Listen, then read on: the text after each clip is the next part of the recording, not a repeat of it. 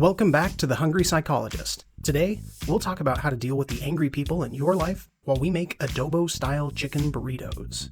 You know that moment when you're trying to wrap a burrito, but the filling keeps spilling out and the tortilla starts tearing and suddenly you're just holding a mess in your hands? That's what it's like to be close to someone who's always coming in hot. Big feelings, short fuse, always on the verge of boiling over. And somehow, it becomes your job to keep things contained. You start tiptoeing, soothing, rehearsing your every move. You stop being a person, and you start being the tortilla. In my therapy practice, I've seen this play out again and again. People who give so much care and consideration to others that they forget they're allowed to have care too. They believe that if they could just say the right thing, or stay calm enough, or take on a little bit more, maybe things won't explode this time. But here's the truth. It's not your job to hold them together. I'm not talking about normal, occasional conflict, though the skills I'm going to teach you in just a moment will still apply to those. I'm talking about when someone else's anger becomes your full-time job, when your nervous system is always bracing for impact. You deserve better than survival mode. Here's what to do.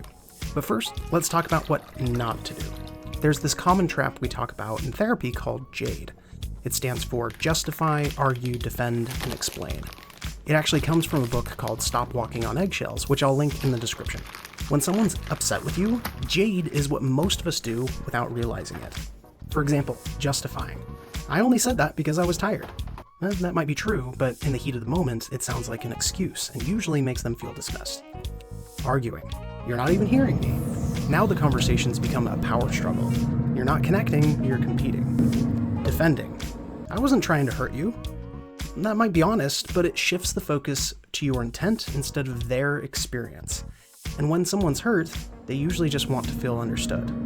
Explaining. What I meant was, explaining can feel like the logical next step, but when emotions are high, more words usually add more fuel.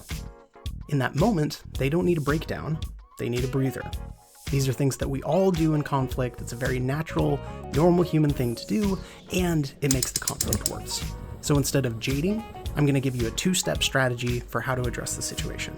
Step 1, validate their emotion, but not their behavior. If someone's coming in hot, your instinct might be to calm them down, to say something like, you're overreacting, or this isn't a big deal. But logic doesn't usually calm emotion, especially when feelings are hurt. Validation is not agreement. You're not saying that they're right. You're saying, I hear that you're upset. Like, instead of, calm down, you're making this a bigger deal than it is, try, I can tell this really got to you. And when people feel heard, they don't have to shout as loudly. Step 2, set a boundary. A boundary isn't a threat, and it's not a punishment. It's a calm, clear limit that tells them how you will take care of yourself. A boundary sounds like, if the yelling keeps going, I'll need to take a break and step outside for a bit. Here's a quick way to tell the difference. A threat is, if you do X, I'll hurt you with Y. Manipulation is, if you love me, you do X. A boundary is, if X happens, here's what I'll need to do to take care of myself. And when you set a boundary from a place of care, it can actually preserve the relationship. It's a way of saying, I want this to work, and here's what I need to stay in it in a healthy way. You don't have to keep folding yourself around other people's explosions. You don't have to be the tortilla, holding it all in just to keep things tidy. If this video has you asking for seconds, subscribe for more. Until next time, stay hungry, my friends.